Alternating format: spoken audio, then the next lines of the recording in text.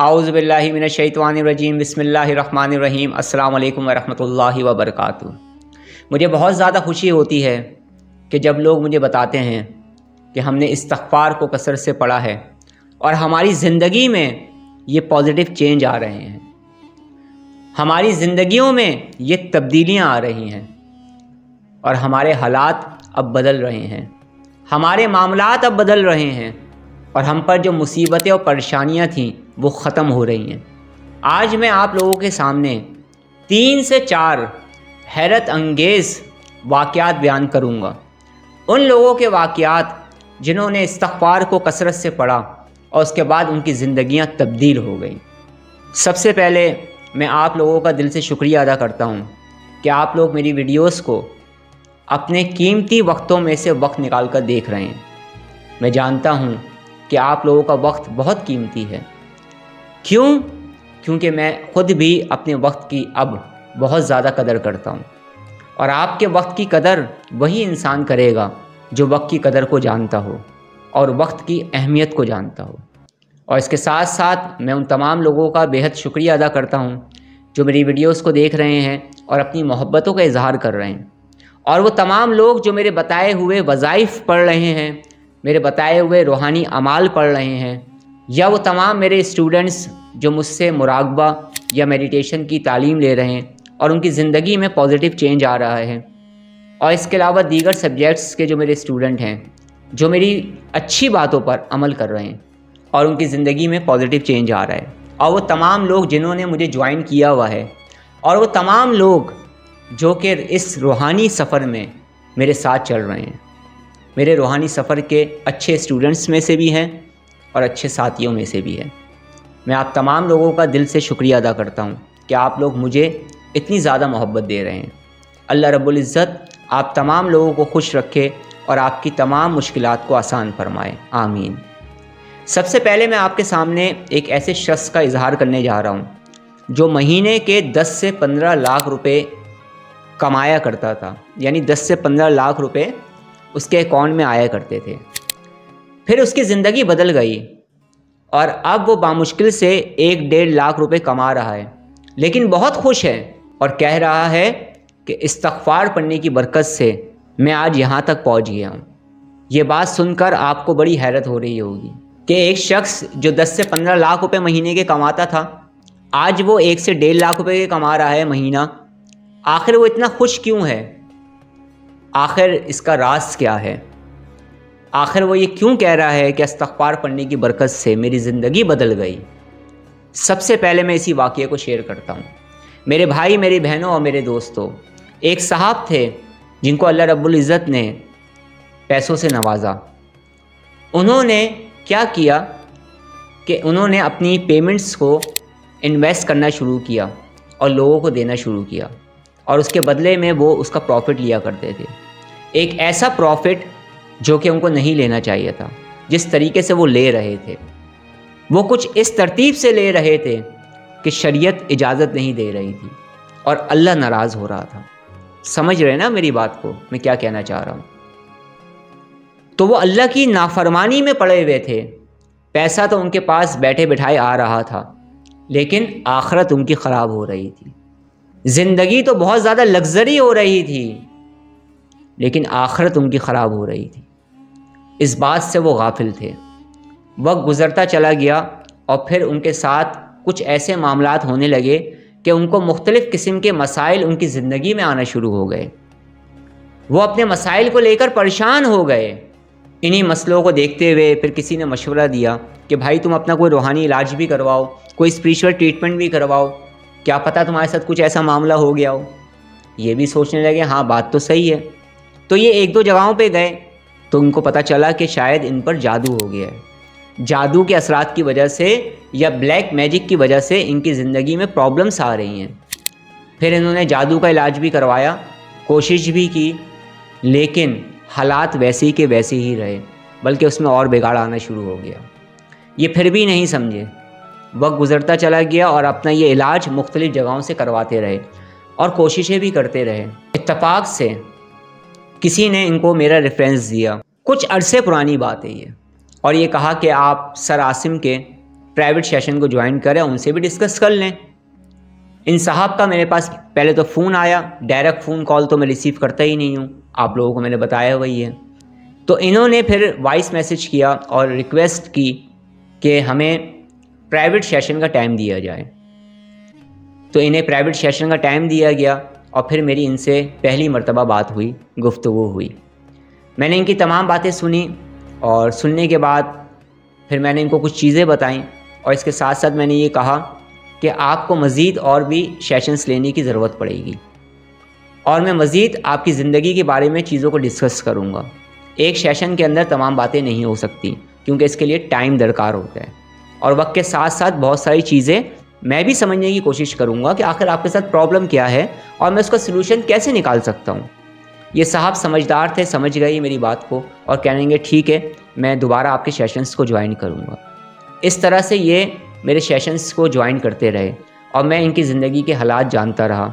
ये क्या करते हैं, ये क्या खाते हैं, ये क्या पीते हैं, इनकी सोच क्या है, इनके सब कॉन्शियस माइंड में क्या भरा हुआ है, इनके कॉन्शियस माइंड में क्या भरा हुआ है।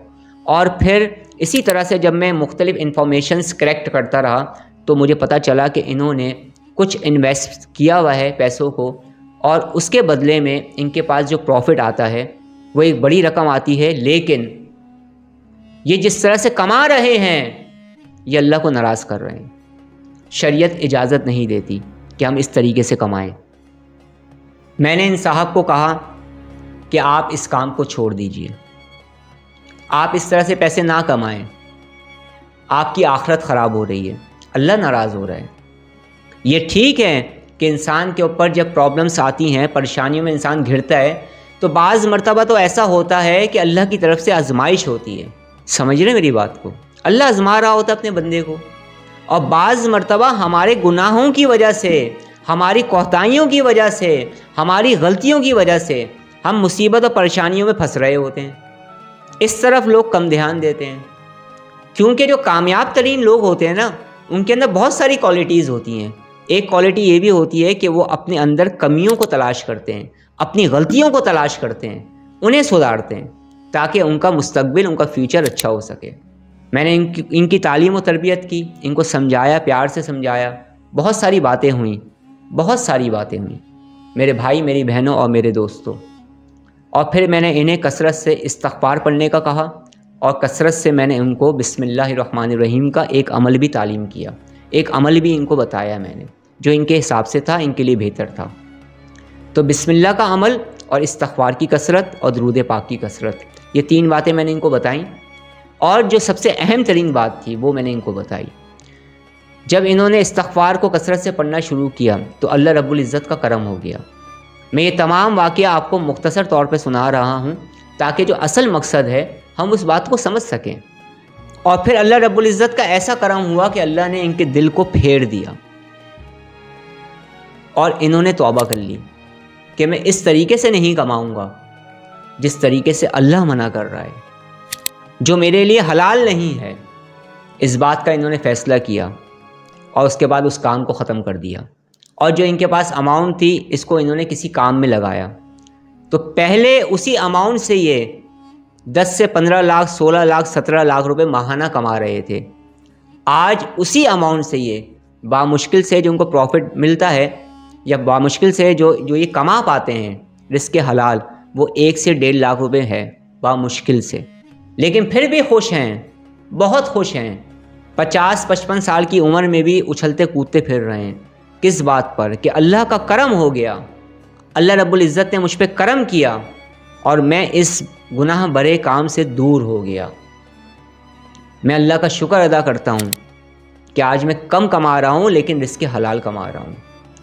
इस्तिग़फ़ार पढ़ने की बरकत से अल्लाह ने मेरे दिल को फेर दिया। इस्तिग़फ़ार पढ़ने की बरकत से अल्लाह ने मुझे इतनी हिम्मत दी कि मैं उस फ़ायदे से दूर हो गया जो मेरी आखिरत का नुकसान कर रहा था। और इस्तिग़फ़ार पढ़ने की बरकत से, बिस्मिल्लाह का अमल करने की बरकत से, दुरूद पाक की कसरत करने की वजह से आप यकीन माने जितनी उनके साथ प्रॉब्लम्स थी, जिसके बारे में ये कहा जाता था कि जादू की वजह से, जन्नात की वजह से हो रही हैं, वो तमाम की तमाम प्रॉब्लम्स अल्लाह के हुक्म से सॉल्व हो गई। आज वो साहब बहुत खुश हैं और पुरसकून नींद सोते हैं। इबादत करते हैं और अल्लाह रब्बुल इज़्ज़त से अपनी गुनाहों की माफ़ी मांगते हैं। इस्तिग़फ़ार पढ़ने की बरकत से अल्लाह ने उन पर करम किया और वो गुनाहों भरी ज़िंदगी से दूर हो गए। दूसरा वाक़या हैरान कुन एक ख़ातून का है। एक ऐसी ख़ातून जिनकी मैरिज हो गई थी, शादी हो गई थी, लेकिन औलाद नहीं हो रही थी। दुनिया के बेहतरीन डॉक्टर्स को दिखाया, बेहतरीन मेडिसिन्स को इस्तेमाल किया, लेकिन प्रेगनेंसी नहीं हो रही थी। जब रिपोर्ट्स देखते थे तो पता है क्या आता था? रिपोर्ट्स सारी क्लियर आती थी। जिस्मानी तौर पर बिल्कुल फिट थी ये खातून। फिर डॉक्टर्स ने कहा अपने हस्बैंड का भी टेस्ट करवाइए, हम उनकी रिपोर्ट्स भी देखेंगे। फिर उनके हस्बैंड का टेस्ट करवाया गया, फिर उनकी रिपोर्ट्स आईं, उनके हस्बैंड भी बिल्कुल फिट, रिपोर्ट्स क्लियर आईं। रिपोर्ट्स क्लियर आने के बाद भी डॉक्टर की हिदायत के मुताबिक वो मेडिसिन्स को इस्तेमाल करते रहे, उनकी हिदायत पर चलते रहे, जिसकी तफसील मैं यहाँ बताना ज़रूरी नहीं समझता। फिर कुछ लोगों ने कहा कि शायद तुम पर जादू वगैरह हो गया है, शायद कोई नेगेटिविटी की वजह से है, क्योंकि अक्सर व बेशतर ऐसा होता है कि कुछ लोग ऐसे गंदे अमल करवा देते हैं, शैतानी अमल करवा देते हैं, जिसकी वजह से प्रेगनेंसी होने में प्रॉब्लम होती है, प्रेगनेंसी होकर ख़त्म हो जाती है। ऐसा भी होता है, आप लोग जानते ही हैं इस बात को, और बेशुमार लोगों के साथ ऐसा हो चुका है। तो जब उन्होंने अपना स्पिरिचुअल ट्रीटमेंट करवाया तो उससे भी कोई फ़ायदा ना हुआ। फिर उन्होंने क्या किया? उन्होंने अल्लाह रब्बुल इज़्ज़त की जानिब रुजू किया, दिल से इस्तिग़फ़ार पढ़ना शुरू किया कसरत के साथ, और पढ़ती चली गई, और इसके साथ साथ उनके हस्बैंड भी पढ़ते चले गए। जहाँ पर आकर डॉक्टर्स फेल हो गए, जहाँ पर आकर मेडिसिन फेल हो गई, जहाँ पर आकर इंसानी अकल ने शिकस्त तस्लीम कर ली, इस मौके पर आकर इन्होंने इस्तिग़फ़ार की कसरत की, अल्लाह रब्बुल इज़्ज़त से दुआएं मांगने लगी, रातों में उठती, तहज्जुद पढ़ती, इस्तिग़फ़ार पढ़ती, और उनके हस्बैंड भी, और दुरूद पाक पढ़ती। फिर क्या हुआ? फिर वो हुआ जिसे देखकर सब हैरान रह गए। अचानक से इन खातून को पता चला अपने बारे में, फिर डॉक्टर के पास गए और फिर रिपोर्ट भी क्लियर आई, रिपोर्ट भी पॉजिटिव आई। फिर क्या था?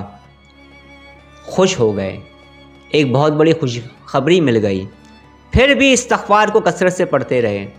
फिर एक वक्त आया कि अल्लाह रब्बुल इज़्ज़त ने उन्हें एक ख़ूबसूरत बेबी अता किया, एक ख़ूबसूरत बच्चा अता किया, जो कि लड़का है, बहुत सेहतमंद है, बहुत खूबसूरत है। ये जो ख़ातून हैं ये मेरी वीडियोस को शेयर करती हैं।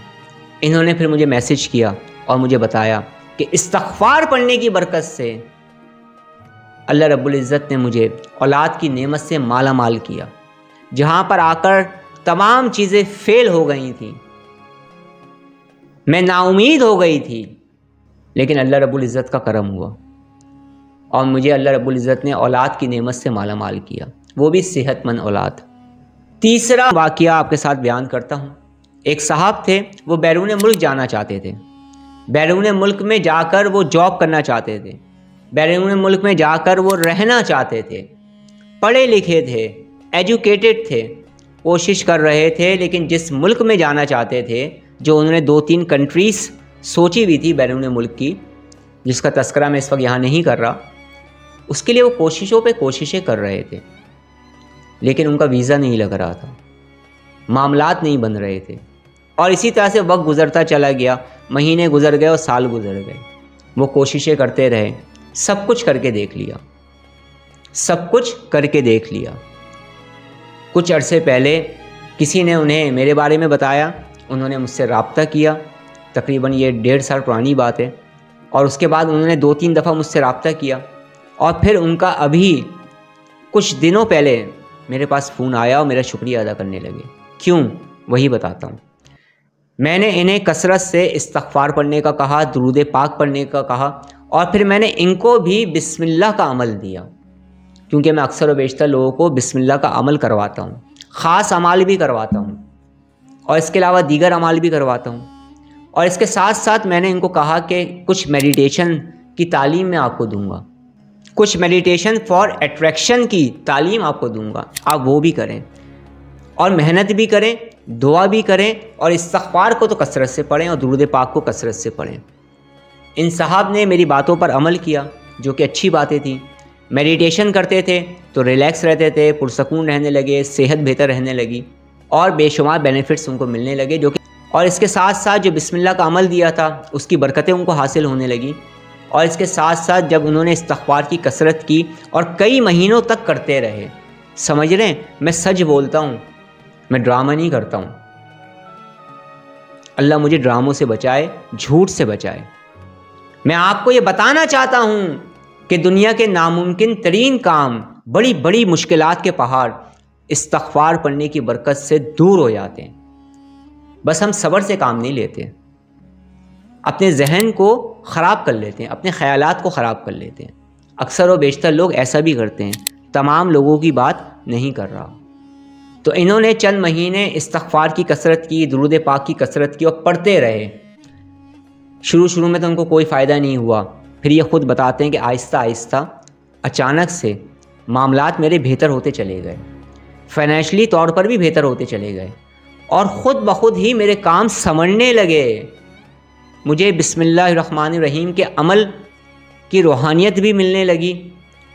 और फिर एक वक्त आया कि इस्तिग़फ़ार पढ़ने की बरकत से अल्लाह रब्बुल इज़्ज़त ने मेरा वो मसला हल कर दिया, मेरी वो ख्वाहिश अल्लाह रब्बुल इज़्ज़त ने पूरी कर दी जो कि मैं चाहता था। और मेरा बाहर जाने का जो प्रोसेस था वो कुछ इस तरतीब से हुआ है जिसके बारे में मैं सोच भी नहीं सकता था, मैं गुमान भी नहीं कर सकता था कि इस तरीके से भी मेरा वीज़ा लग सकता है। समझ रहे हैं, कुछ इस तरतीब से उनका मामला हल हो गया जिसका वो सोच भी नहीं सकते थे। आ जाएं, एक और हैरानकुन वाक़या सुने।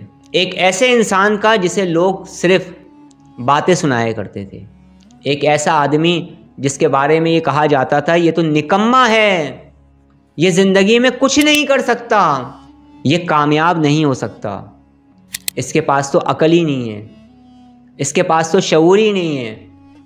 कुछ लोग कहते थे ये तो मेहनत करना ही नहीं चाहता, कुछ लोग ये कहते थे ये तो कामचोर हैं। घर में भी बातें सुनते थे और बाहर से भी बातें सुनने को मिलती थी। क्यों?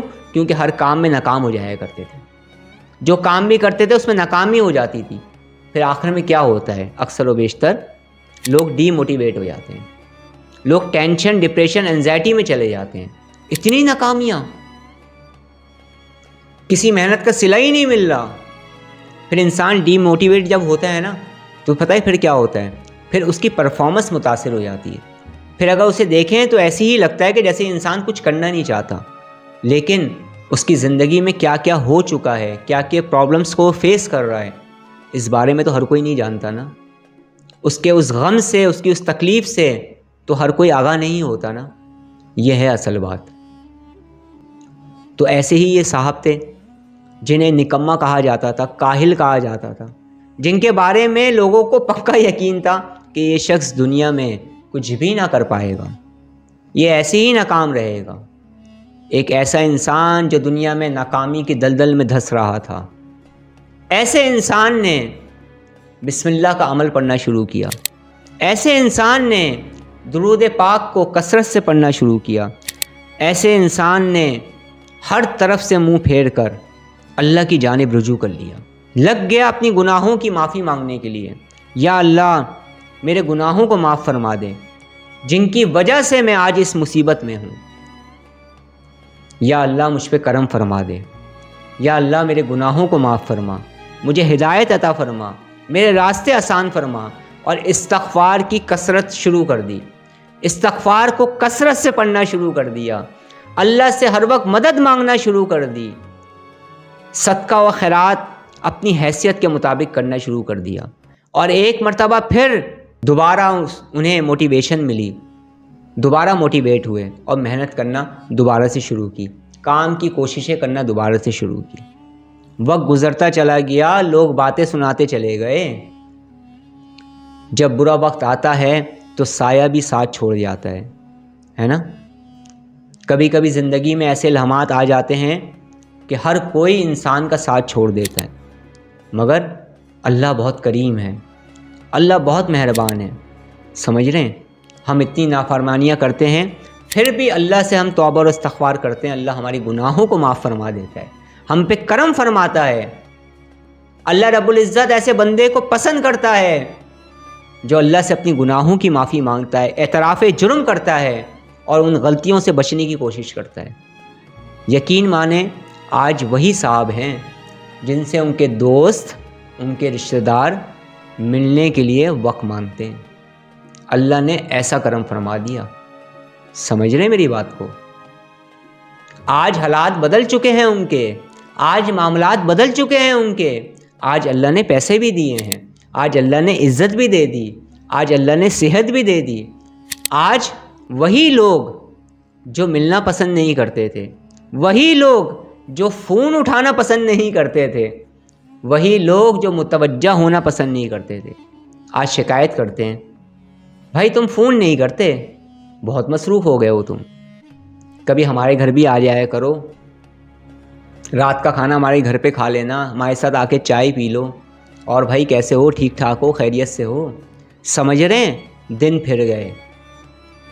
ताने देने वाले लोग तारीफ़ें करने पर मजबूर हो गए।